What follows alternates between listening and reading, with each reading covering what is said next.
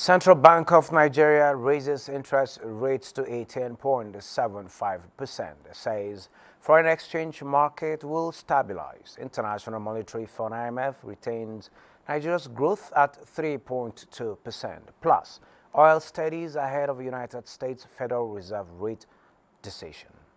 This is Business Express coming to you from the network service of the NTA.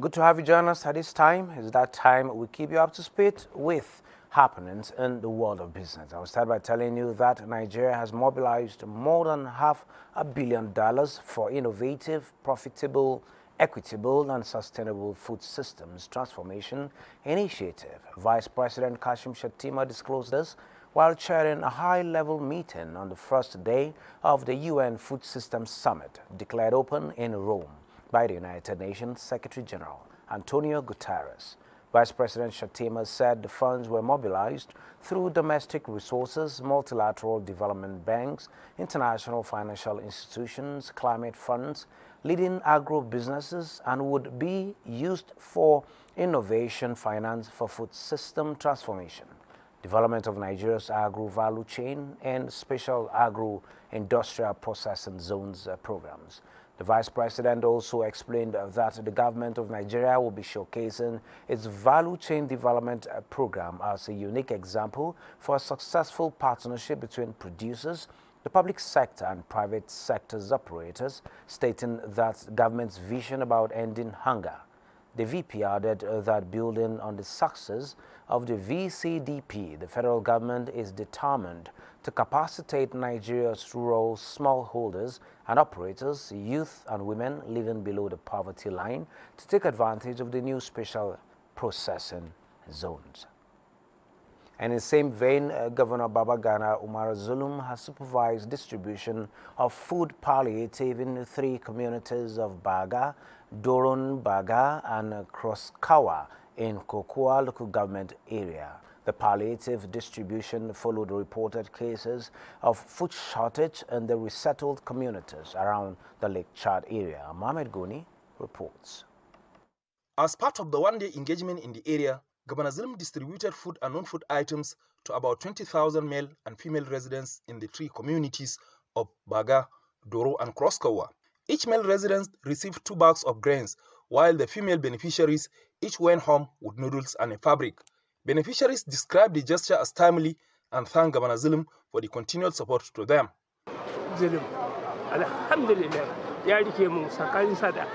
Since assumption of office in 2019, Professor Zulum had consistently visited resettled communities and personally supervised distribution of food and non-food items and cash support to the IDPs and members of the host communities, while working on permanent livelihood solution through revival of commercial activities and farming. Borno State government's latest round of palliative distribution to vulnerable communities is coming in the wake of declaration of emergency by the federal government on food security, part of which is the palliative intervention. Governor Zulum assured members of the communities he visited that Borno State government will create enabling environment for farmers to access their farmlands. The assurance followed appeal made by community elders while interacting with the governor. We have provided food and non-food items to noting flood and about 20,000 men and women. We have noted their complaints, especially that of lack of medicine and personnel. Promise to provide functional power systems to the hospitals, water supply, human resources, as well as drugs. The governor urged the people of Kukawa to be law-abiding as the state government will liaise with the Nigerian army to ease some of its restrictions for them to access their farmlands and resumption of economic activities, especially fishing along the riverine areas. In Maiduguri, Muhammad Goni. And the International Monetary Fund, the IMF, has retained its growth forecast for Nigeria in 2023 at 3.2%, even as it said sub-Saharan Africa is expected to experience a decrease in growth this year. The IMF, in its latest World Economic Outlook, projected sub-Saharan Africa growth in 2023 at 3.5% in 2023, followed by a recovery to 4.1% in 2024. It further stated that Nigeria's growth prospects for 2023 and 2024 are anticipated to gradually decline, aligning with the projections made in April, primarily due to security concerns in the oil sector. And the sustained growth of telecommunications sector, according to the National Bureau of Statistics, in 2022 contributed 12.32 trillion naira to Nigeria's gross domestic product, that is the GDP, making it one of the pillars of the country's economy. It is in view of this that the Nigerian Communications Commission is reviewing 6 regulatory instruments of the Nigerian Communications Act 2003 to reposition the sector in line with trending and international best practices. The Nigerian Communications Act 2003 was signed into law by President Olusegun Obasanjo on the 8th of July 2003 after being passed by both houses of the National Assembly. The Act strengthens the capacity of the NCC to properly carry out its regulatory objectives of promoting and implementing the National Communications or Telecommunications Policy from time to time, be modified and amended. On the heels of this provision, the Commission is engaging stakeholders in a brainstorming and an all-inclusive session. With the laudable advancements in the sector comes great responsibility on the part of government to ensure that there exists an enabling environment for the industry to thrive through the introduction or amendment of key regulatory instruments. The regulatory instruments being considered during the course of this public inquiry are vital to ensuring that the communication sector meets the demands of the ever-evolving digital age. Quality of service is central to achieving quality of user experience. The proposed amendment to the QoS regulations intend to introduce stricter performance standards, more robust monitoring mechanisms, and more transparent reporting systems. The public inquiry affords an opportunity to critically examine and elicit issues that will explore the potential strengths and weaknesses of the draft regulatory instrument, identify areas of improvement, and propose innovative solutions to address the challenges ahead. Olajide Bello. The Central Bank of Nigeria, that is the CBN, has raised monetary policy rates by 25 basis points to 18.75% to cap inflation. Musa Abubakar reports that the acting governor, Falashodun Shonubi, said the committee lean in favor of moderate rate hike to sustain efforts in addressing inflation expectations, narrow interest rate gap, and improve investor confidence. It's the first time in a long time that the Monetary Policy Committee, MPC, is holding under a new administration and chaired by an acting CBN governor. The committee reviewed developments impeding the smooth recovery of the global economy, as well as domestic development, observing that war in Ukraine, slow recovery of the Chinese economy are key downside risks to output growth. In the domestic economy, the continued insecurity, particularly in farming communities, high prices of PMS and other energy products, as well as pressure in the foreign exchange market, remain factors causing uncertainties. The continued uptick in inflation month on month, driven by an increase in both the food and core components of the CPI, in the view of members, remained a key challenge. The members also expressed concerns that the recent policy decisions around subsidy removal, exchange rate liberalization, and distribution of palliatives would have pass-through effects to inflation. The committee enjoined the federal government to continue to explore policies to improve investor confidence in the Nigerian economy and pave way for foreign and domestic investments. The committee urged the monetary and fiscal authorities to sustain its collaboration towards addressing the inflationary pressure and incentivize domestic investments to reduce unemployment and boost output growth. All members voted to raise the MPR by 25 basis points from 18.50% to 18.75%, adjust the asymmetric corridor to plus 100 minus 300 basis points around the MPR, retain the cash reserve ratio at 32.5%. In Abuja, I am Musa Abubakar. And to speak more on the rationale behind the recent interest rate hike and its potential implications for businesses and the overall economic outlook of Nigeria is Mr. Johnson Chukwu. He is the Chief Executive Officer, Cowrie Asset Management Limited. He will be joining us via Zoom from Lagos. Mr. Chukwu, if you can hear me, a very warm welcome to Business Express this afternoon. Thank you. Good afternoon. Thank you for having me. Great. Good to have you. It's been a while. Well, yes. A marginal increase by 25 basis points. Were you expecting this, and are we possibly seeing an end to tightening? I was actually expecting that they will hold rates at the previous levels, principally because the factors that are driving inflation are not credit induced. They are not because of consumption. They are structural challenges or deficiencies we have in the economy that is driving up inflation. You talked about the increase in fuel prices. It has nothing to do with demand. In fact, what has happened is that demand for fuel consumption has actually collapsed. You look at the issue around food prices, food inflation, which has gone up because of food production challenges occasioned by insecurity in major food base of the country. So these are not factors that you can actually fight with increasing rates. And if you recall, we've had an increment between May last year and now of more than 725 basis points in monetary policy rates. So the concern I have now is that we're getting to a point where there is a misalignment between monetary policy rate and interest rate environment, interest rate obtainable environment. If you look at the yield on treasury bills, the 364-day bills, which should move in the same direction with MPR and inflation rate, it was at the last auction, was at 5.94%, whereas at that point, MPR was 18.5%, and inflation rate was 22.79%. So I was expecting that at this point, the continuous tightening is not helping the economy.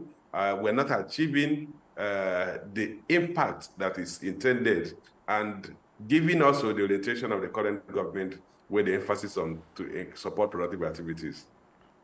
Okay, I agree with you. The desired impact might actually be very slow, but with this increase, though we call it a marginal one, any impact on the economy, though yes, you mentioned the challenges are basically structural. What, in your own view, is the way to go going on from here?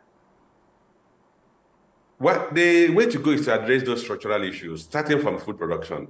If we improve on food production by fighting and addressing the issue of insecurity, we're going to see a drastic reduction in food inflation, which will have a direct impact on all item inflation, what with the consumer price index. That's one of the key areas that we need to focus on, because key thing that every country should strive for is to achieve food security. The other aspect is in relation to the cost of transportation. I know that previously there was arrangement by the previous government to provide public transport vehicles in all the major cities of the country, particularly the state capitals, with 20 buses per state capital. There was a plan to bring in 1,000 buses. If we can intervene by providing public transport systems so as to freeze the continuous increase in the price of in the transport cost, then we're also going to see a direct impact on all item inflation. So these are structural or fiscal measures that have to be implemented, not necessarily monetary policy measures. Okay, I haven't mentioned some of these physical challenges that needs to be addressed. How can we have a better handshake between monetary policies and these physical policies on the in the overall interest of the growth of the economy? If you recall, the previous governments under Obasanjo and under Jonathan had an economic management team that had in its membership the Minister of Finance, the central bank governor, and some private sector operators, in addition to some critical ministers or economic-oriented ministers. And what that economic management team had was ability to harmonize monetary policy and fiscal policies to ensure that fiscal policy does not impact negatively on monetary policies, and that monetary policies do not neutralize the intended positive impact of fiscal policies, because they can actually run contrary to each other. So we need to go back to that and have an economic management team that will ensure there is a handshake between the monetary authorities and the fiscal authorities. Okay, I haven't suggested that you also remember that the present administration has put in place such committees, such think tanks to think of the way forward for the economy, and in line to the declaration of state of emergency on agri issues. But then, part of the inaugural speech, or in the president's inaugural speech, he mentioned the need to reduce the cost of borrowing and the cost of production. With this increase, though I keep saying it's marginal, does it in any way contradict this decision? You know, if you recall, the first thing I said that I expected that they will hold rates because I expected that they are going to align with that thought process to incentivize private sector productive activities and make sure they can borrow at reasonable rates. Today, we're going to see a drastic slowdown in economic activities because consumption has collapsed, production is going to be affected, and they're going to see a GDP growth that will be much slower than what it was in the previous quarter. Principally because now we are even going to, the intention now is to suck up liquidity out of the financial system, have the central bank will house most of the liquidity and therefore increase the borrowing costs. Because, like I said, this economy is not driven by consumption. It's, if there's anybody borrowing, it's not consumers that are borrowing, it's the manufacturer that are those in productive activity that are borrowing. So if you have situation like the reduction in asymmetric corridor from plus 100 basis point minus 700 basis point to plus 100 basis point and minus 300 basis point. It then means that the bank can actually go to central bank and place money in central bank at current 15.75%. So in that wise, the banks may be incentivized to borrow money from the public at a higher rate and have the utilized with the central bank. The only constraining factor from them behaving in that way, because the central bank can only take 2 billion naira from any bank on a daily basis. So if they have so much liquidity and they have to pay for the cash reserve ratio, which is still at 2.5%, they may not be able to optimize in terms of earnings. But if that barrier, if that limitation is removed, behaviors of economic agents will change. Like we say, economic agents are rational. The appropriate thing they will do is go to where their investment will be more, give them the highest possible return at the lowest possible risk. And then it will simply mean placing money with the banks and sharing away from productive activities.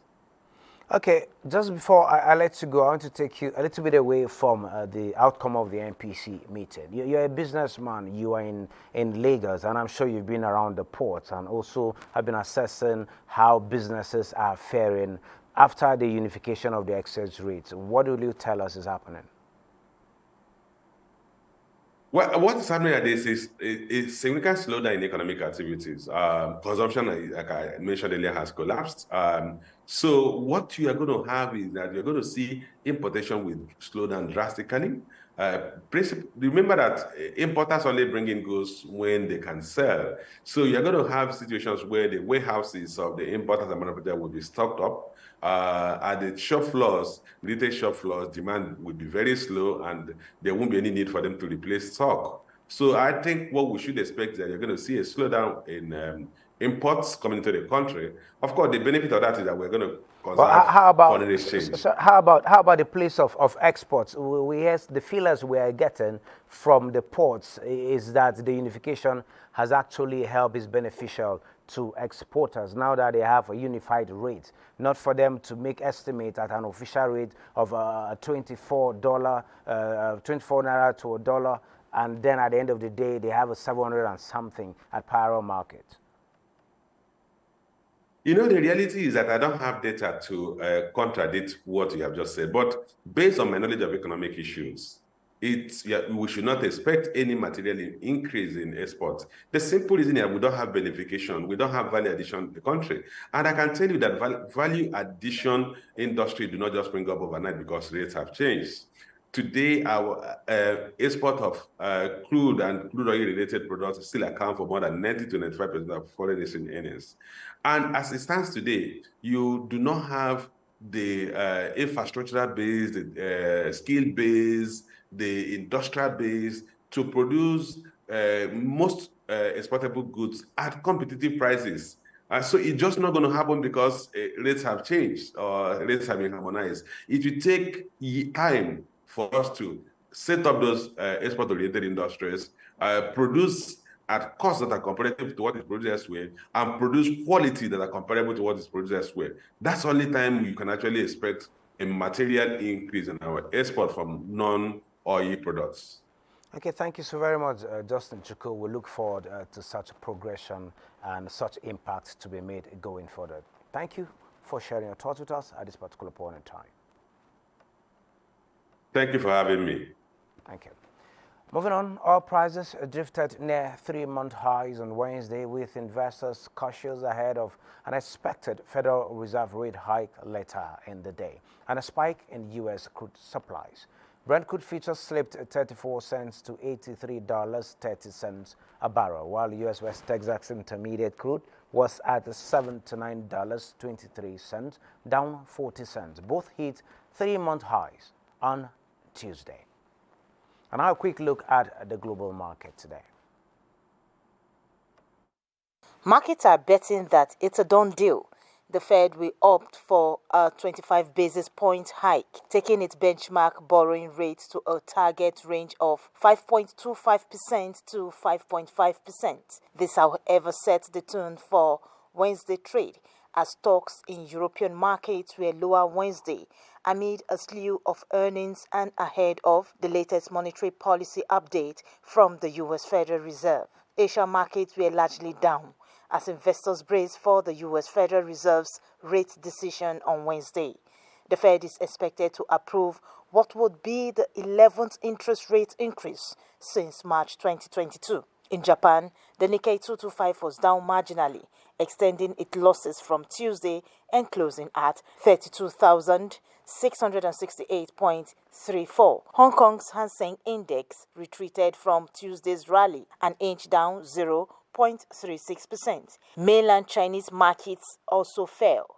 The Shanghai Composite was down 0.26% and closed at 3,223.03. U.S. stock futures fell slightly Wednesday as investors weighed a batch of corporate earnings from major technology names and geared up for the Federal Reserve's latest interest rate decision. The S&P 500 futures fell slightly, while Nasdaq 100 futures slid 0.21%. Futures tied to the Dow Jones Industrial Average slipped 73 points or 0.21%. African markets closed mixed, with Tunisia and Namibia's overall index closing positive, while South Africa's JSE Africa Top 40 depreciated. Boston Able, Business Express. And a quick look at commodities. Gold prices climbed on Wednesday due to some safe haven demand before the U.S. Federal Reserve delivers a widely expected rate hike later in the day, as traders see the fight to tame inflation nearing its end game.